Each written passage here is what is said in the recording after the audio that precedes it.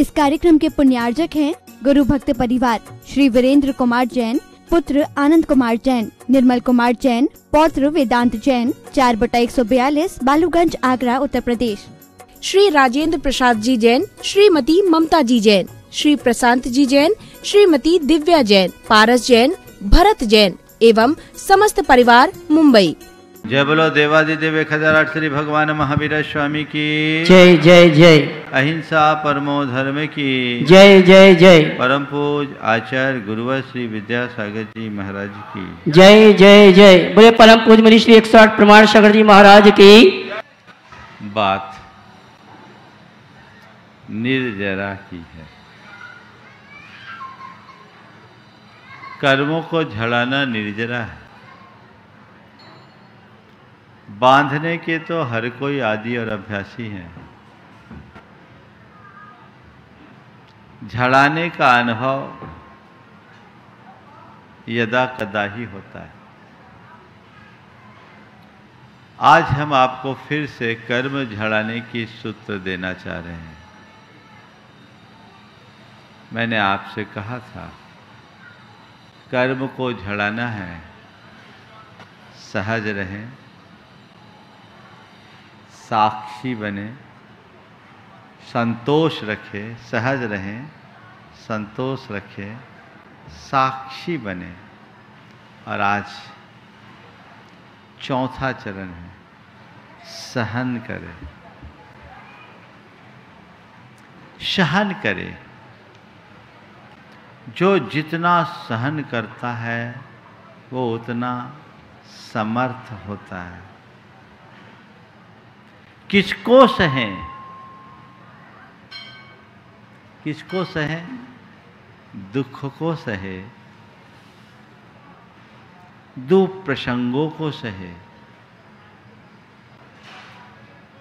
दुख और दुष्प्रसंग को सदैव सहने की कोशिश करे। देखिए, 4 शब्द आज कहूँगा।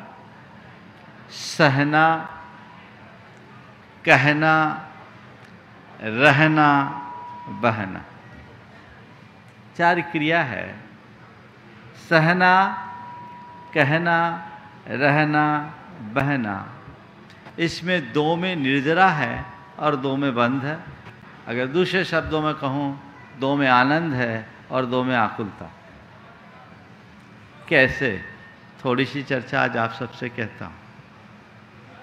आपसे किसी ने कोई दुर्व्यवहार किया, आपने उसे सुनकर अनसुना कर दिया, आप उसे नज़रअंदाज कर दिए, आप पर उसका असर नहीं पड़ा। क्या हुआ? सामने वाले ने बोला, हमने उसे अनसुना किया, उसकी बात उसी तक चले गई, हमारे कर्म झड़ गए। झड़े कि नहीं झड़े? उसने एक बोला, हम सह नहीं पाए, प्रतिक्रिया स्वरूप हमने 4 शब्द और बोले। क्या हुआ? बात भी बिगड़ी, मन बिगड़ा, आकुलता हुई, कर्म का बंध हुआ। ये रोज का अनुभव है। सुबह से सोने तक में शारीरिक, वाचिक और मानसिक कैसी परिस्थितियां निर्मित होती है जिसको लोग सह नहीं पाते, और न सह पाने के कारण बात कितनी बिगड़ जाती है। अगर एक सूत्र आत्मसात कर ले कि कोई कुछ भी कहे, मुझे सहना है। ये बात मैं बाहर के लिए अभी नहीं कर रहा हूं, अभी मैं घर परिवार से बात को शुरू कर रहा हूं। क्षमता उसी के हृदय में आती है जिसके अंदर सहनशीलता होती है। सहनशील बने, प्रतिक्रियाओं से विरत हों।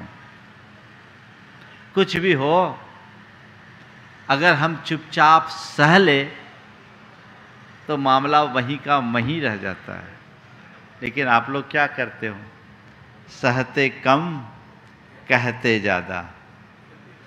क्या? सहते कम और कहते ज्यादा हो। कहने में बंद है, सहने में निर्जरा। तय करो तुम्हें क्या करना है। किसी ने कुछ कहा, हम सह लिए, आनंद है। और फिर हमने प्रतिक्रिया देनी शुरू की तो सब कुछ उल्टा हो जाता है। क्यों ना हम ऐसा सूत्र अपनाएं कि कोई कुछ भी कहे, हमें सह लेना है।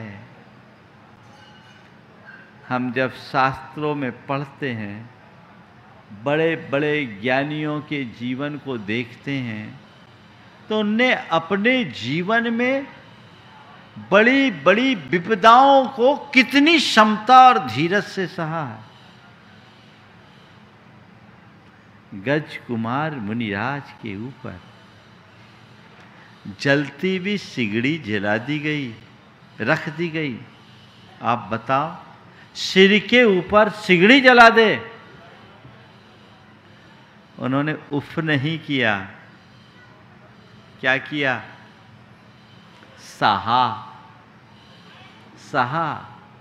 किसके बल पर सहा? भेद विज्ञान के बल पर, आत्मश्रद्धान के बल पर सहा।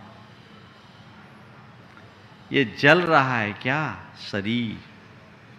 मैं शरीर नहीं हूं, ना हम देह हो। मैं देह नहीं हूं, मैं चेतन हूं। वे जलते हुए शरीर के मात्र साक्षी बने, ठीक वैसे ही जैसे दूसरा देखता है। जलने दो, मुझे कोई जला ही नहीं सकता, ये मेरा स्वरूप ही नहीं है, तो फिर मैं इससे प्रभावित क्यों हूं? जिस मनुष्य के हृदय में आत्मश्रद्धान और आत्मज्ञान होता है, वो बड़ी सी बड़ी बाधाओं को भी सहज भाव से सह लेता है। बड़ी सी बड़ी बाधा भी उसके लिए सह्य हो जाती है। क्यों? ये मेरे साथ है ही नहीं।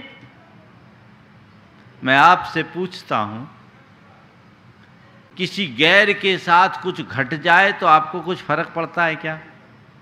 नहीं पड़ता है ना। भैया अपना क्या नाता? तो भैया ये शरीर भी तो गैर ही है। समझ गए? शरीर को पड़ोसी मानो। क्या मानो? पड़ोसी का मतलब क्या है जानते हो? परह असी पड़ोसी। परह असी पड़ोसी, जो पर है सो पड़ोसी है। ये शरीर भी पर है। शरीर के भेद विज्ञान के बल पर हम शारीरिक कष्टों को सहने में समर्थ हो सकते हैं, होते हैं। महान महान मुनिराजों ने भयानक भयानक कष्टों को अत्यंत सहज भाव से सहा, और उनकी वो कष्ट सहिष्णुता ही उनके कैवल्य का आधार बनी। सहो, चाहे जो कुछ भी हो सहो, बहो मत, कहो मत, सहो और रहो। गज कुमार मुनिराज पर इतना भयानक उपसर्ग उनने चुपचाप सहा। सहा क्या? सच्चे अर्थों में देखा जाए तो सहे नहीं, अपने में रहे। कहाँ रहे? अपने में, निज में रहे। निज में रहोगे तो बाहर क्या हो रहा है उसका कुछ अता ही पता नहीं होगा।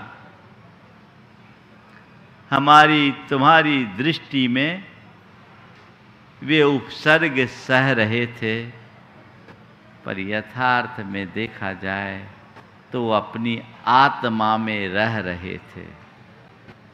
स्वरूप में रहोगे तो कुछ भी हो तुम्हें पता ही नहीं लगेगा, और स्वरूप से बाहर जाओगे तो छोटी छोटी बातों में बह जाओगे। रहो, बहो मत, सहो, कहो मत, आज का एक सूत्र है, रहो बहो मत, सहो कहो मत। कुछ भी हो अपने स्वरूप में रहो, बाहर के बहाव में मत बहो, औरों के प्रभाव में मत बहो, और कैसा भी कष्ट हो चुपचाप सहो, कहो मत। आत्मज्ञान के बल पर सहा जाता है। शारीरिक कष्टों को सह सकते हैं, वाचिक कष्टों को सह सकते हैं, मानसिक कष्टों को सह सकते हैं। मुझे याद है जब मैं ब्रह्मचारी था, हमारे साथ का एक ब्रह्मचारी था, उसका स्वभाव थोड़ा उजड्ड टाइप का था, चाहे जिससे उसकी स्टेशन फंस जाती थी। अब एक बार एक ब्रह्मचारी को उसकी कोई बात लग गई तो वो गुरुदेव के पास उसकी शिकायत लेकर पहुंचा। आहार जी की बात है, शिकायत लेकर पहुंचा। गुरुदेव की एक आदत है कि प्रायः कोई शिकायत करता आता है तो शिकायतकर्ता को हतोत्साहित करते हैं। उनका हमेशा ये भाव रहता है, दूसरों की आलोचना नहीं करो, खुद की कमी बताओ, अपनी शिकायत करो, औरों की मत करो। वो हमेशा कहते हैं दूसरों के घर बुहारी लगाने से अपने घर का कचरा साफ नहीं होता। बोले तुम अपनी बात बोलो, मैं प्रायश्चित दे के ठीक करूँगा, दूसरों की बात मत बोलो। वो गया गुरुदेव से बोला और बहुत रोने लगा। बोले क्या बोल दिया? ऐसा ऐसा बोल दिया। उसी समय द्रव्य संग्रह पढ़ा रहे थे तो उन्होंने कहा देखो तुम लोगों ने एक गाथा पढ़ी। बोले क्या? बोले सद्दो बंदो सूमो, पूरी गाथा उसने सुना दिया। सद्दो बंदो सूमो थूलो संथान भेद तम छाया उज्जो दादव सैया पुगल दब्बस पच जाया। बोले क्या है? क्या बोला? शब्द। बोले शब्द क्या है? बोले पुद्गल की पर्याय। तो जो तेरा नहीं है उसे पकड़ा क्यों है? चुपचाप सह लो। भेद विज्ञान का एक बहुत बड़ा सूत्र उन्होंने दे दिया। आपको शब्द लगते हैं, क्यों लगते हैं? शब्द तुम्हारा स्वरूप है क्या? तुम तो अशब्द हो। सद्दो नानम न हौदी जम्मा सब्बो सद्दो न याण दे किंची तम्मा अन्नम सद्दम अन्नम नानम ब्यानी। शब्द ज्ञान नहीं है, शब्द मेरा स्वरूप नहीं है। मुझे स्वरूप का बोध रखना है और जो स्वरूप का बोध रखता है वही स्वरूप में रह सकता है और जो स्वरूप में रहता है वह सब कुछ सहता है। जो स्वरूप में रहता है वह सब कुछ सहता है। स्वरूप तो जानो, भेद विज्ञान तो पहचानो। आखिर तुम हो कौन और तुम्हारा है क्या? क्यों मानते हो अपने आप को? देखिए प्रायः लोगों को तकलीफ कब होती है? जब अहम को चोट पहुंचती है ना? और ये हमारा जो अहम है वो क्या है? अहम क्या है? अहम क्या है बोलो? बताऊं मैं? अहम हमारे द्वारा गढ़ी हुई हमारी काल्पनिक छवि। हर व्यक्ति ने अपनी एक काल्पनिक छवि गढ़ रखी है। मैं ये हूं, मैं वो हूं, मैं बड़ा हूं, मैं ऊंचा हूं, मैं सबका प्रमुख हूं, मैं मुखिया हूं, मैं मालिक हूं, मैं व्यापारी हूं, मेरी ये रेपुटेशन है, मेरे आगे पीछे ये होते हैं। ये जो हमने अपनी काल्पनिक छवि गढ़ी है, मैं के साथ मैंने जितने भी विशेषण जोड़ रखे हैं वो मेरी मिथ्या कल्पना है। मैं हूं ये यथार्थ है, पर मैंने मैं के साथ जो कुछ भी जोड़ा है वो सब झूठ है, कल्पना है, मेरी भ्रमपूर्ण मान्यताएं। वो मैंने मान रखा, मैं ये हूं, मैं वो हूं, मैं ये हूं, मैं वो हूं। और उस काल्पनिक छवि पर कोई आघात पहुंचाता है, जैसे मैं अपने आप को बहुत बड़ा मुनि मान लूं, मैं इस समाज का एक बड़ा मुनि हूं।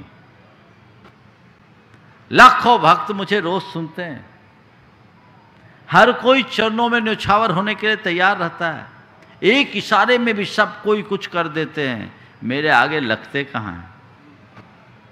ये मेरी मान्यता, ये मेरे भीतर का अहम, और जब उस अहम को मैं अपना स्वरूप मान लूँगा और मुझे हर पल फिर उस स्वरूप को मेंटेन करने की भावना होगी कि मैं एक बड़ा मुनि हूँ,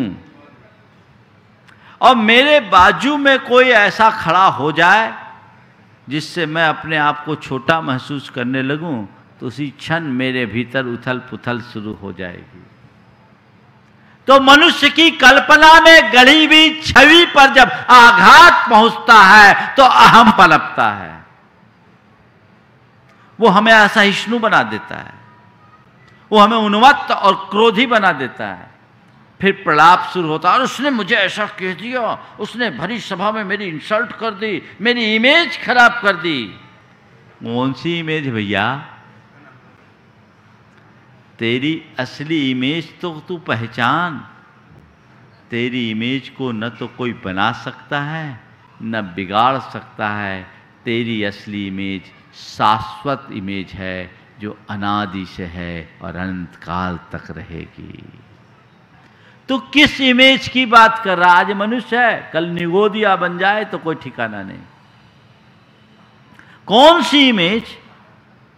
शास्त्रों में इतना तक लिखा है, रोंगटे खड़े हो जाते पढ़ने में, कि ऐसे मुनिराज जो उपशम श्रेणी में चढ़ जाए और एक भाव में 2 बार चढ़ जाए, वे मुनिराज भी अपना पतन करके निगोदिया बन सकते हैं अद्भुतगल परावर्तन काल तक। मेरी इमेज खराब कर दी। जो इमेज तेरी वो तो खराब होने ही वाली है।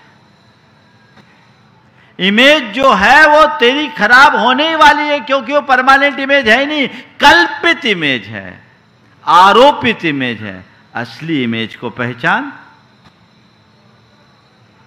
जो सदा से है, सदा रहेगी, जिसे कोई हिला नहीं सकता, जिसे कोई डुला नहीं सकता, जिसे अपने उस स्वरूप का बोध होता है, वो हमेशा अपने में रहता है, सब कुछ सहता है, न कहता है न बहता है। निर्जरा का ये सूत्र है। स्वरूप को जानो, अपनी वास्तविकता को पहचानो, ये भ्रांतिपूर्ण बातें हटा दो, तो ये चीजें तुम्हें कभी प्रभावित नहीं करेगी। उसने ऐसा कर दिया, उसने वैसा कर दिया, उसने ये कह दिया, उसने वो कह दिया, यहां ये हो गया, वहां वो हो गया। अरे ये संयोग है, कह दिया तो कह देने दो, इग्नोर करो, सह लो। अपने स्वरूप के प्रति श्रद्धानी बनो, भेद विज्ञानी बनो। चाहे जो हो, मुझे टस से मस नहीं होना। ये क्षमता जिस मनुष्य के भीतर विकसित हो जाती है, वो हर पल अपने जीवन का रस लेता है। मैं आप सबसे कहता हूं, जियो मत, जीने का रस लो। केवल जियो मत, जीने का रस लो। ज्यादातर लोग जीते नहीं, जीते जीने के नाम पर जिंदगी को ढोते हैं। जीवन ढोने के लिए नहीं है, जीवन जीवन का रस लेने के लिए है। और जीवन का रस कोई तभी ले सकता है जब उसके हृदय में अध्यात्म प्रकट हो। अपने अंतरंग में आध्यात्मिक चेतना विकसित करो। जानो मैं कौन हूं और मेरा क्या है, सह लो। देखो कितना आनंद। मन से पूछो, सहा जाता है? क्यों नहीं सह पाते? शरीर का कष्ट चलो पीड़ा होती है इसलिए न सह पाओ। मैं मान लिया तुम्हारे सिर पर कोई सिगड़ी जलाए, तुम न सह पाओ, चलेगा। आज के युग में कोई जलाएगा भी नहीं, चिंता मत करो। चलो मैं बोलता तुम्हें कोई सुई चुभाए तो भी न सह पाओ, प्रतिक्रिया कर दो, ठीक है। शरीर के कष्ट में तुम न सह, शरीर के कष्ट को तुम न सह पाओ, कोई बात नहीं। उसमें पीड़ा है, तुम नहीं सह पाए। पर कोई कुछ बोल दे तो क्यों नहीं सह पाते? कुछ हुआ क्या? तुम्हारा कुछ खोया क्या? तुम्हारा कोई मिटा क्या? कोई झापड़ मारे तो गाल में दाग आते, निशान पड़ते, दर्द होता है। कोई चोट पहुंचाए तो पीड़ा होती है। मान लिया उसका तुम प्रतिवाद करो, चलो ये ठीक है, कहीं पर कोई प्रहार होता तो चीख निकलती, समझ में आ गई, लेकिन किसी की बोली क्यों नहीं सही जाती? बोलो महाराज क्या बताएं, शरीर की पीड़ा तो सह लेते हैं लेकिन बोली की पीड़ा नहीं सही जाती। क्यों? अरे उसने मुझसे ऐसा कह दिया, अब मेरे बर्दाश्त से बाहर है। किसको बर्दाश्त? तुझसे क्या कह दिया? जो तुझे कहा क्या वो तू है? क्यों मान रहा अपने आप को तदनुरूप? ये तेरा अज्ञान है, तेरा भ्रम है, तेरा मोह है, तेरी मूर्खता है। इससे मुक्त हो, इससे बाहर निकल, झकझोर इसको। लोग मुझे कुछ न कहे, ये मेरे हाथ में नहीं है, पर लोग कोई कितना कुछ भी क्यों ना कहे, मैं अपने में रहूं, ये तो मेरे हाथ में है। लोगों का मुंह बंद करने की सामर्थ्य किसी के पास नहीं है क्या? भगवान को भी नहीं छोड़ते, तुम कहां लगते हो? सुनाने वाले भगवान को भी सुना देते हैं, गुरुओं के बारे में भी सुना देते हैं। लोग मुझे मेरे विषय में कुछ ना कहे, ये मेरे हाथ में नहीं है, पर लोग कुछ भी कहे, मैं अपने में रहूं, ये तो मेरे हाथ में है। सूत्र बनाओ, मुझे मेरा ध्येय देखना है, मेरे सामने केवल मेरा उद्देश्य होना चाहिए, मेरा मकसद होना चाहिए। तो कुछ भी कहे, मुझे अपने में रहना है, बहना नहीं है, प्रभाव में नहीं आना है, थम करके जीना है। देखो कैसा आनंद आता है। इसमें मददगार बनेगा कौन? तुम्हारा भेद विज्ञान। तुम लोगों का भेद विज्ञान रटा रटाया है ना? बस मैं भिन्न हूं, शरीर भिन्न है, पर भाव है। अरे पर भाव है केवल वचनों में कि हृदय में? हाँ, कि डनलप के गद्दे पर बैठकर कह रहे हैं शरीर भिन्न है, आत्मा भिन्न है, शरीर भिन्न है, भिन्न है, भिन्न है, और एक मच्छर काटे तो खेद खिन्न है। क्या है? क्या हो गया? अध्यात्म को आत्मसात करो। किसी भी परिस्थिति में अपने स्वरूप को मत भूलो। तो शरीर का कष्ट सह लेते हो, वचनों का कष्ट क्यों नहीं सह पाते? केवल इसलिए क्योंकि तुमने अपनी पहचान उल्टी बनाई है, और तुम्हारी पहचान जब तुम्हें खंडित होते दिखती है, तुम्हारा मन तिलमिला उठता है। वो तिलमिलाहट पल में दूर होगी यदि तुम अपनी सही पहचान कर लोगे। एक बार गुरुदेव ने हम लोगों को संबोधते हुए कहा था, जब हम लोगों को प्रतिक्रमण का अर्थ पढ़ा रहे थे, कि केश लोच की पीड़ा हंसते हंसते सह लेते हो। केश लोच की पीड़ा हंसते हंसते सह लेते हो। साधर्मी के दो वचन क्यों नहीं सुहाते? क्यों? ये मोह है, ये राग है, ये अज्ञान है। वह छूटना चाहिए, और उसके छूटने पर ही जीवन का असल आनंद होगा। छूटे, जीवन बदले, जीवन की धारा परिवर्तित हो, ऐसा उद्यम और पुरुषार्थ अपने जीवन में घटित करे। सब कुछ अलग एक आनंद की अनुभूति होगी। तो क्या करे? सहे, कुछ भी हो चुपचाप सहे।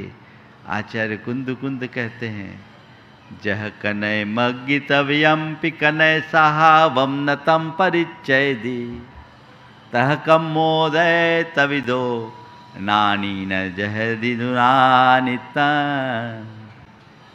जैसे सोने को तपाए जाने पर सोना अपने स्वर्ण पने को नहीं त्यागता, अपितु पूर्व की अपेक्षा और निखर जाता है। जैसे सोने को तपाए जाने पर सोना अपने स्वर्ण पने को नहीं खोता अपितु पूर्व की अपेक्षा और निखर जाता है, ऐसे ही ज्ञानी कर्मोदय से तपाए जाने पर भी अपने ज्ञानीपन को नहीं छोड़ता, अपितु कर्म जितना तपाता है वो उतना निखरता जाता है। ये सहनशीलता का उदाहरण है। सहो, चाहे जो हो, दो प्रसंग आ जाए सहो, दुर्घटना आ जाए सहो, दुख आ जाए सहो, दुर्व्यवहार हो सहो, कहो मत। मन बड़ा विचित्र है, वो मानता नहीं, उलझा देता है और वहीं बंद हो जाता है। मैंने एक उदाहरण कई बार सुनाया, आज प्रसंग में फिर से सुना रहा हूं। सहने वाला और उसका दृष्टिकोण क्या होता है। साहू अशोक कुमार जी का नाम सबने सुना होगा। जैन जगत के एक मजबूत आधार स्तंभ रहे, समाज को अच्छा नेतृत्व दिया। एक समय कोलकाता में उनका विरोध हुआ और वहाँ के बड़ा मंदिर में उनको लोगों ने चूड़ियाँ पहनाने की कोशिश की। मीटिंग में, भरी मीटिंग में चूड़ियाँ लाके रख दी। समाज के शीर्ष स्तर पर बैठे हुए व्यक्ति के साथ इस प्रकार का व्यवहार किसी को भी अच्छा नहीं लग सकता। लेकिन साहू जी ने किसी प्रकार की प्रतिक्रिया नहीं की। मीटिंग समाप्त हुई, सहज भाव से उठे, गाड़ी पर बैठे और चल दिए। साथ वालों के साथ भी रास्ते में कोई चर्चा नहीं की। रास्ते में उनके साथ भागचंद जी पहाड़िया ने मुझे एक घटना सुनाई थी और ये मैं मुझे अच्छी लगती इसलिए बार बार सुनाता हूँ। अच्छी बातें रोज़ सुननी चाहिए। उन्होंने मुझे बताया कि हमने उनसे कहा कि आज आपके साथ जो व्यवहार हुआ हमें अच्छा नहीं लगा, आप कुछ नहीं बोले। उन्होंने कहा मैं क्यों बोलूं, मैं क्यों बोलूं, मैं तो एक ही बात सोच रहा था, मेरी निर्जरा हो रही है, उनका आसरा हो रहा है। मेरी निर्जरा हो रही है, उनका आसरा हो रहा है। जो स्वरूप में रहता है वो कभी नहीं बहता है। जो स्वरूप में रहता है वो कभी नहीं बहता है। तुम लोग बह जाते हो भावाती रेख में, प्रतिक्रियाएं ऐसी करते कि सब कुछ खो देते हो। आज से ऐसा मन बनाए कि मुझे सहना है, समझे, दुखों को सहना है। और न केवल शारीरिक अपितु शारीरिक, वाचिक, मानसिक तीनों प्रकार के दुखों को सहना है।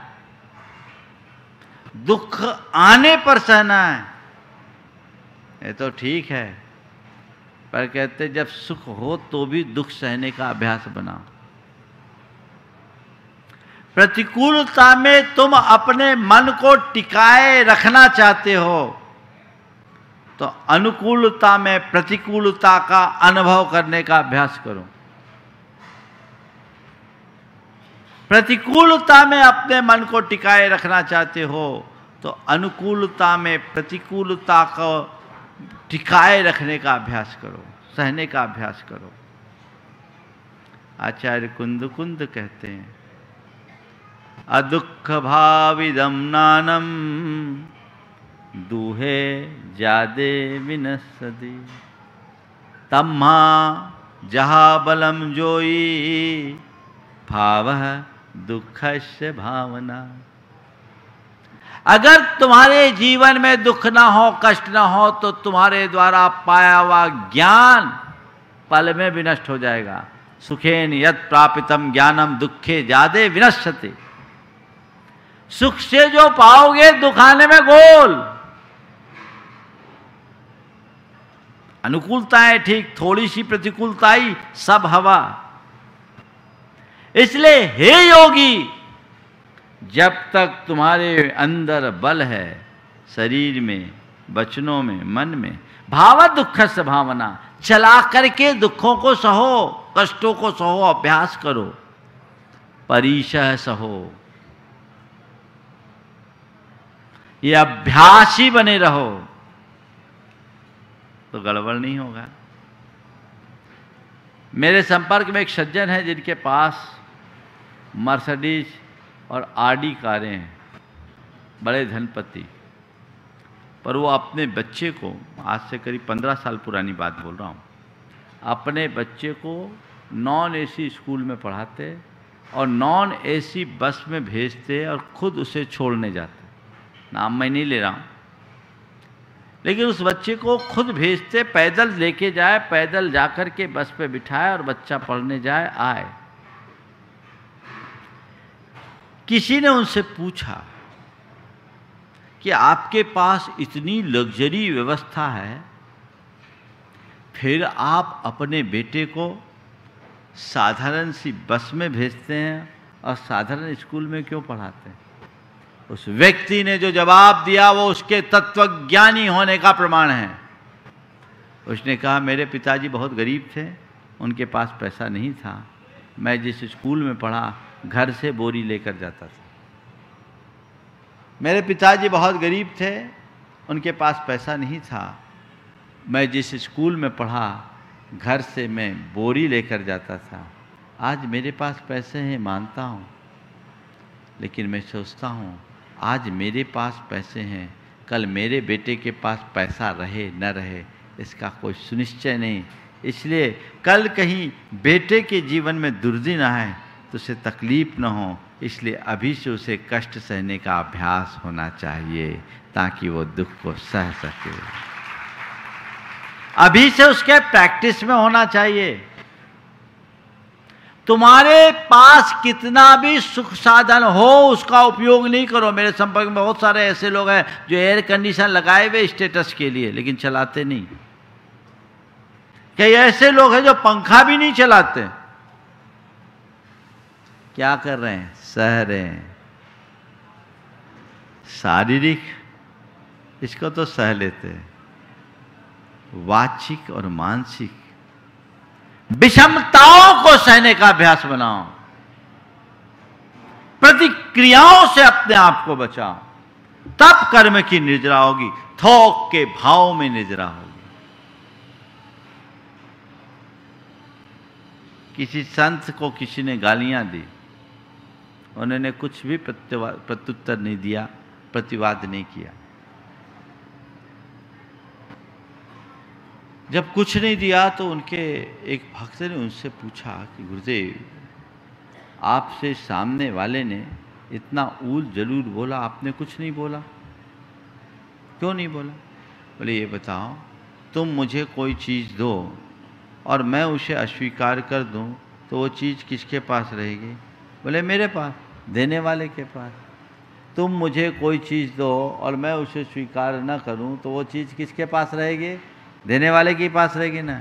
उसने आप शब्द बोला, ऊल जलूल बोला तुम्हारे कहे अनुसार, उसने तुम्हारे कहे अनुसार ऊल जलूल बोला, आप शब्द बोला, मैंने उसे स्वीकार नहीं किया, तो वो किसके पास रहे? किसके पास रहे? जिसने बोला उसके पास, है ना? तो तुम्हारे पास इतनी अच्छी व्यवस्था है, एक्सेप्ट क्यों करते हो? वो बोला बोल लेने दो, उसकी चीज़ उसके पास, गंदगी को वहीं रहने दो, अपने आप को साफ सुथरा बाहर निकाल दो, सहने की सामर्थ्य अपने आप आ जाएगी। आ सकती है। पर आप लोग क्या करते हो? कैच कर लेते हो। कैच ही नहीं, कैप्चर कर लेते हो, है ना? वही तुम्हारे दुखों का मूल कारण है।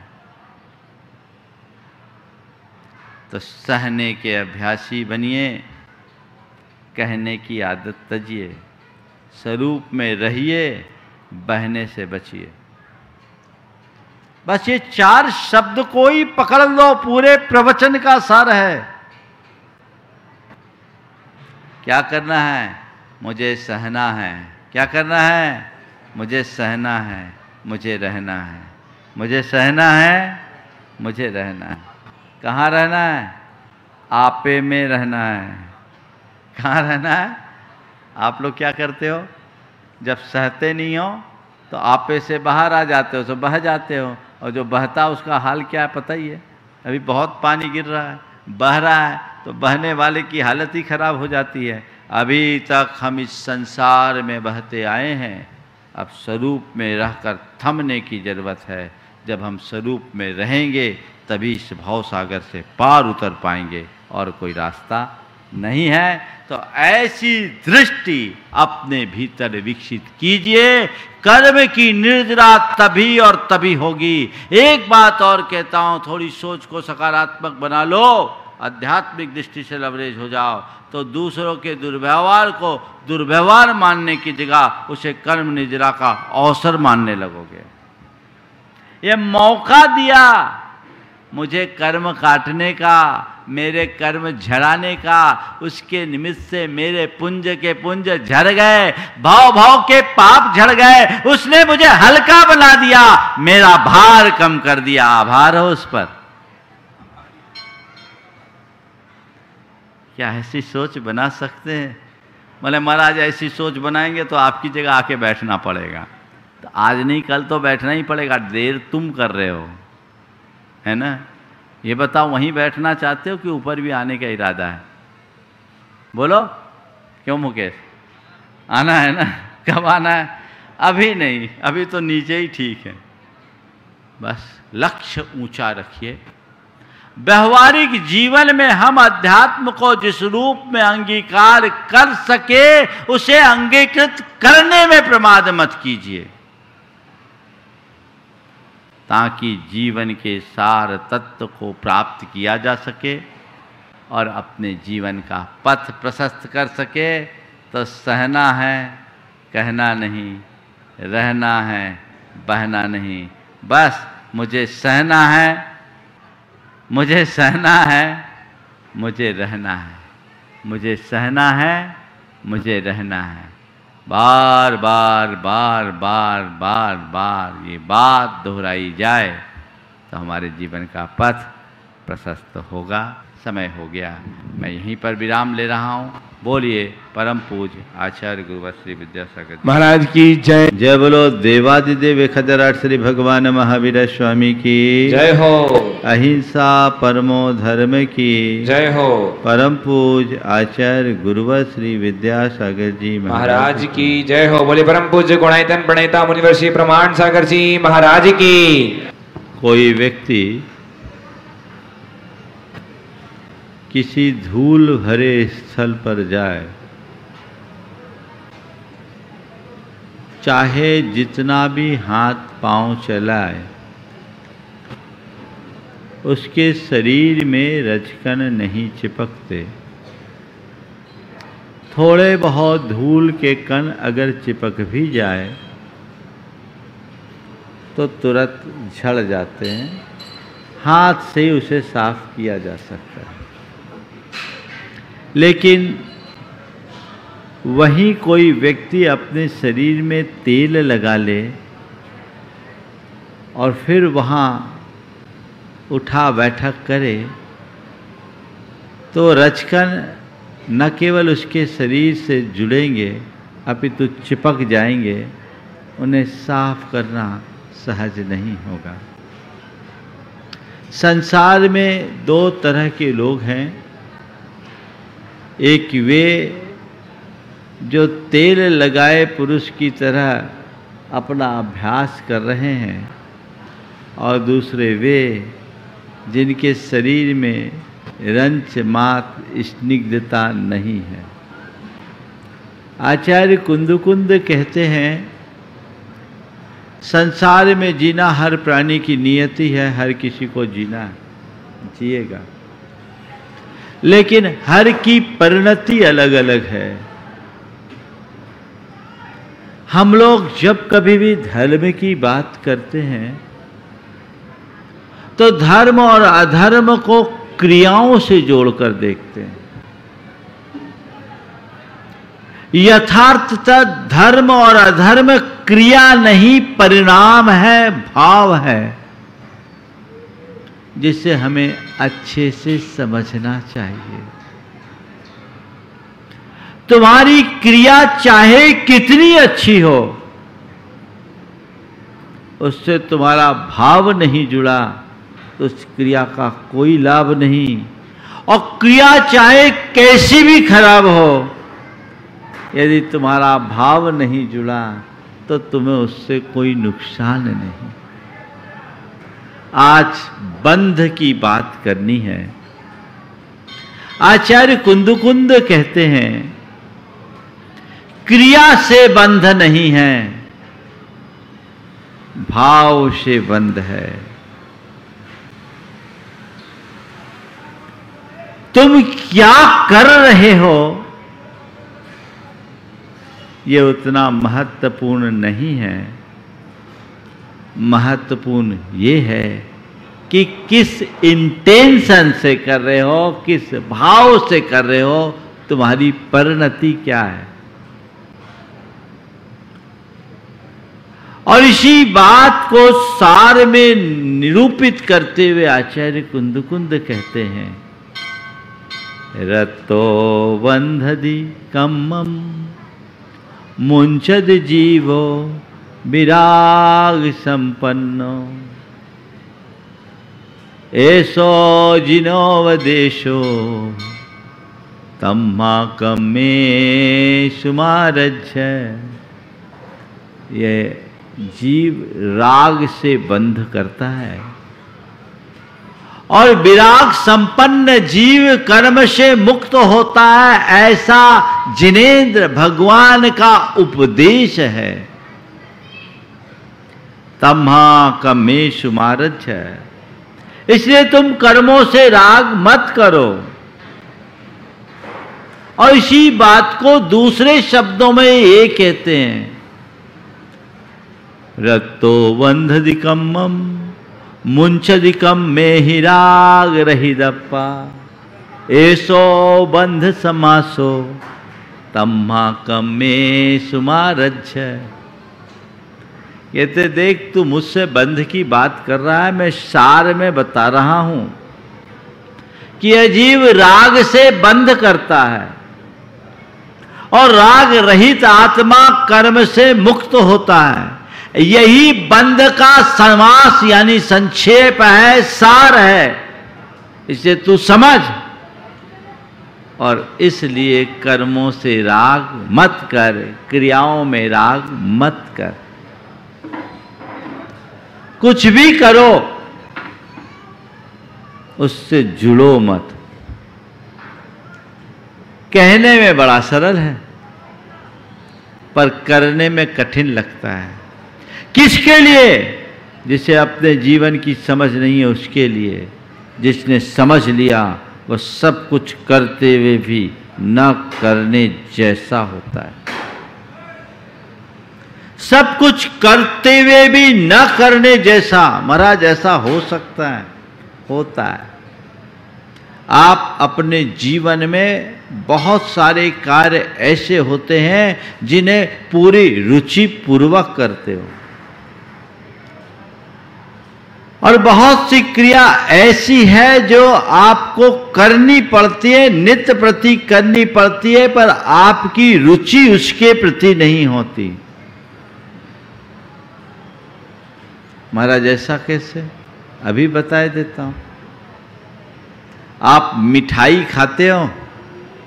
महाराज जी मिठाई के तो हम शौकीन ही हैं। सुबह से मुंह मीठा करना हर कोई चाहता, भले वो डायबिटिक भी हो। मिठाई खाते हैं, रुचिपूर्वक खाते हो कि अरुचिपूर्वक? हाँ महाराज चाव से खाते हैं, रुचिपूर्वक खाते हैं, है ना।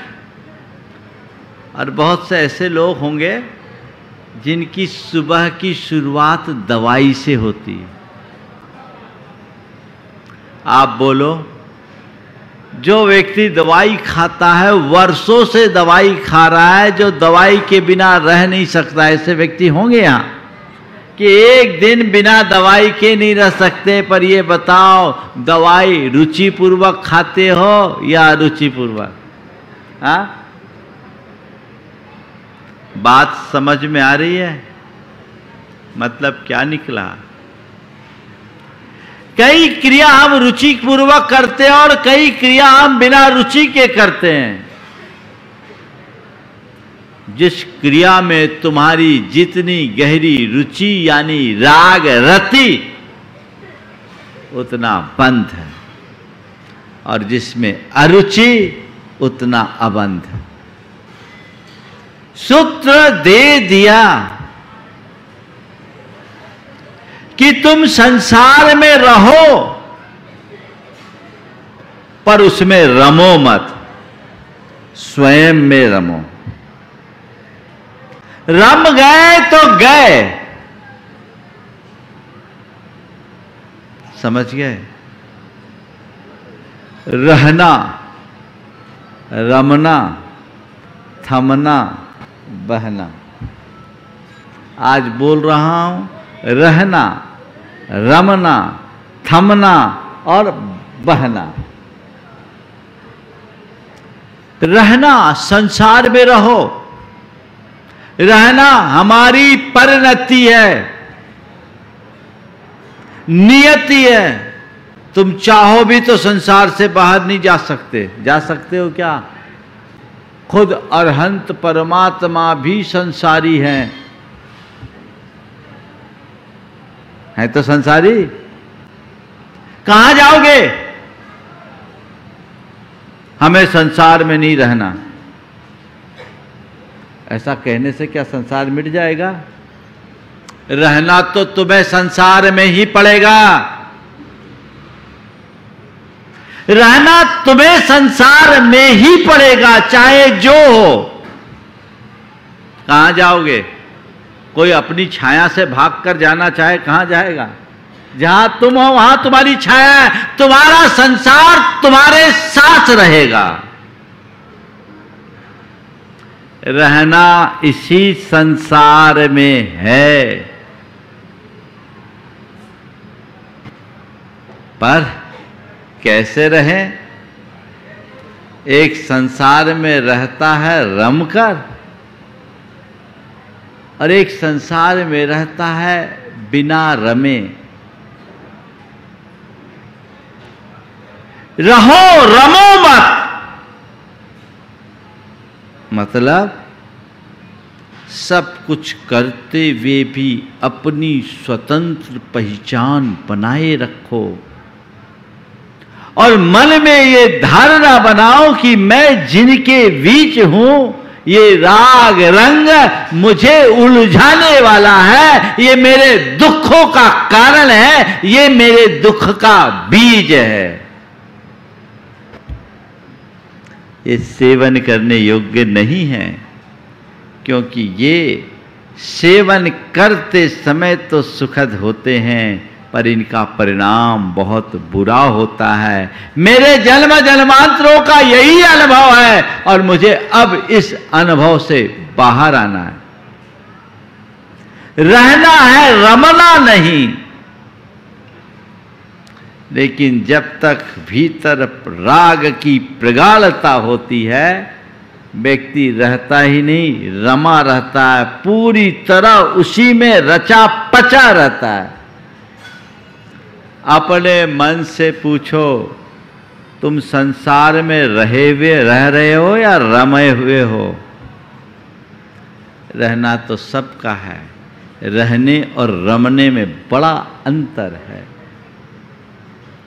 एक राजा किसी संत के चरणों में तत्वोपदेश की भावना से गया। संत ने कहा ठीक, संत ने कहा ठीक है, मैं तुम्हें उपदेश दूंगा, तुम्हारे राज्य महल में आकर दूंगा। राजा प्रफुल्लित हुआ, चलो इतने बड़े संत का आतिथ्य और सत्कार करने का भी सौभाग्य होगा, मेरा राजमहल पावन हो जाएगा। संत समय पर राजमहल में आए और वहीं रहने लगे। राजा ने तो सोचा था आएंगे, भिक्षा लेंगे, चले जाएंगे। आए सो जाने का नाम ही नहीं, वहीं रह गए। अब राजा के मन में बड़ा उथल पुथल, जे महाराज तो जम गए। मन में सोचे कब जाए पर बोल ना पाए, बड़ी मुश्किल। महाराज जी आपको आए इतने दिन हो गए, महाराज जी आए आपको इतने दिन हो गए, किसी न किसी तरीके से बातें बताते बताते बोल ही दे कि इतने दिन हो गए, ताकि महाराज समझ जाए कि अब हमें चलना है। पर महाराज भी महाराज थे, वे सुने और जाने का नाम ही नहीं ले। एक रोज राजा वो एक रोज सुबह सुबह संत राजमहल से बाहर निकलने को हुए, निकल गए। राजा उनको छोड़ने गया। संत वो राजा सोचे थोड़े दूर छोड़ करके मैं वापस लौटूं, संत चले सो चले और लौटने का नाम ही नहीं। अब कैसे बोले महाराज आप मुझे छोड़ो, और संत चल रहे सो चल रहे, बोले महाराज हम 1 मील दूर आ गए, हम महल से 2 मील दूर आ गए, हम महल से 3 मील दूर आ गए। अब ऐसा बोलते जाए बोलते जाए बोलते जाए, जब 4 मील चल लिए, बोले महाराज हम महल से इतनी दूर आ गए। संत ने कहा राजन बस इतना ही अंतर है हम में और तुम में, मैं महल से दूर हूँ, महल मुझसे दूर है, तुम 4 मील दूर आने के बाद भी आज भी महल में ही हो। अभी महल तुम्हारे मन में है। जो संसार को अपने मन में बसाए रखता है वो संसार में रम जाता है, और जिसके मन में राग और आसक्ति का अभाव होता है वो केवल संसार में रहता है। सब में रहो, स्वयं में रमो। किस में रमो? स्वयं में, पर में मत रमो। ये समझ करके चलो कि संसार में जो भी व्यक्ति है और जो भी वस्तु है वो महज संयोग है, मेरा उनसे कोई नाता नहीं है, वो मेरे नहीं है न हो सकते हैं, सब अपने अपने हैं। पर भाव है, उसका प्रभाव मेरे चित्त में नहीं पड़ना चाहिए। उस पर भाव में मैं अपनत्व की भाव बुद्धि जगाकर इष्टानिष्ट संकल्प और विकल्प करता हूं, वही मेरे सुख और दुख का कारण बनता है। अब मुझे रहना है, रमना नहीं। आचार्य कुंद कुंद ने समय सार में 2 गाथाओं के माध्यम से ये हार्द खोला है कि तुम राग छोड़कर जियो, आनंद ही आनंद है। चीजों को पकड़ो मत, आनंद ही आनंद है। और पकड़ लोगे तो द्वंद्व है, इसके अलावा और कोई रास्ता नहीं है। जह विषमुब्बु जंतो बेजो पुरुषो न मरण उयादि, दब्बू भोगे पुग्गल कम्मस उदयम तह बुंजदि नेव वज्र देनानी। जह विषमुब्बु जंतो वेज्यो पुरुषो न मरण उयादि, पुग्गल कम्मस उदयम तह भुंजदि नेव वज्र देनानी। एक वैद्य जहर खाता है तो भी मरता नहीं। बहुत सारी औषधियां ऐसी है जो जहर से बनती है। कुचला एक प्रकार का जहर है, अन्य अनेक प्रकार के धतूरा है, कुचला और न जाने कितने प्रकार की विषाक्त वस्तुएं हैं जो औषधि के रूप में काम में आती है। सीधे खा लो तो गए, लेकिन जो उसका जानकार होता है वो उसे संसाधित करके खाता है। पारा अगर निगल लो तो शरीर फाड़ के निकाल जाएगा, लेकिन उसी पारे को भस्म बना लो तो पारद रसायन कई रोगों में अमृत का काम करता है। तो जैसे वैद्य विष का भक्षण करते हुए भी मरता नहीं, उसी तरह पुग्गल कम्म सुधियम भुज्जंतो, उसी प्रकार पुग्गल कम्म सुधियम तः भुंजति, वो पुद्गल कर्म के फल को भोगता है। नेव बज्झति, ज्ञानी बंधता नहीं। क्यों? वो उसे संसाधित करके प्रयोग में लेता है, उसमें आसक्त नहीं होता।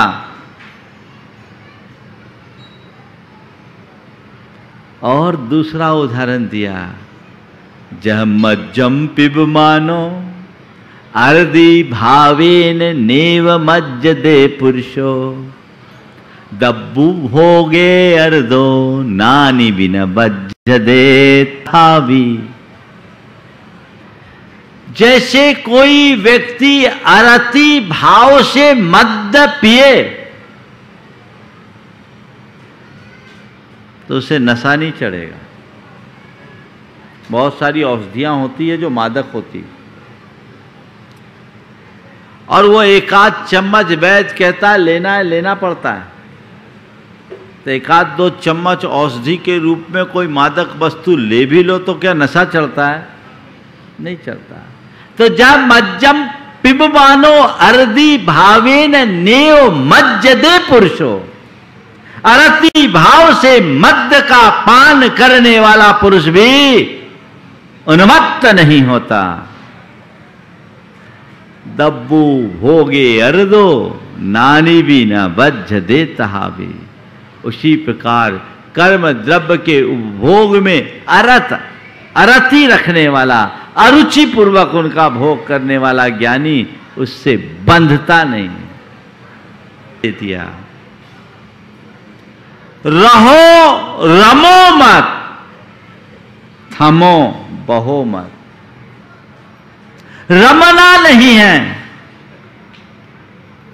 बस तटस्थ भाव से उसे सहज रूप से स्वीकारना है। जैन जगत में एक उत्कृष्ट उदाहरण प्रस्तुत हुआ जम्बू स्वामी का। जम्बू कुमार को वैराग्य हो गया भगवान के दर्शन के बाद। उन्होंने तय कर लिया कि अब मुझे दीक्षा लेनी है। उनकी मां ने कहा, एकलौता बेटा तू दीक्षा ले लेगा तो मेरा क्या होगा? इतनी बड़ी संपत्ति को कौन भोगेगा? मां, अब मुझे निज संपत्ति का परिचय मिल गया, मुझे अब बाहर की संपत्ति से कोई राग नहीं, मुझे तो दीक्षा लेना है। बेटा दीक्षा लेना है तो ठीक है, पर तेरी सगाई हो गई, 8 कन्याओं से तेरा विवाह होना है, उनका क्या होगा? बस हो गया सो हो गया। बेटा पहले हो जाता तो ठीक था, तू सगाई कर ले, सगाई हो गई तू शादी भर कर ले, और कुछ नहीं, एक रात रहना फिर तो निकल जाना, हम देख लेंगे। क्या कंडीशन।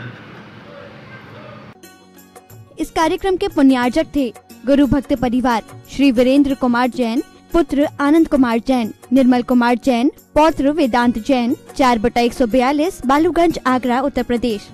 श्री राजेंद्र प्रसाद जी जैन, श्रीमती ममता जी जैन, श्री प्रशांत जी जैन, श्रीमती दिव्या जैन, पारस जैन, भरत जैन एवं समस्त परिवार मुंबई।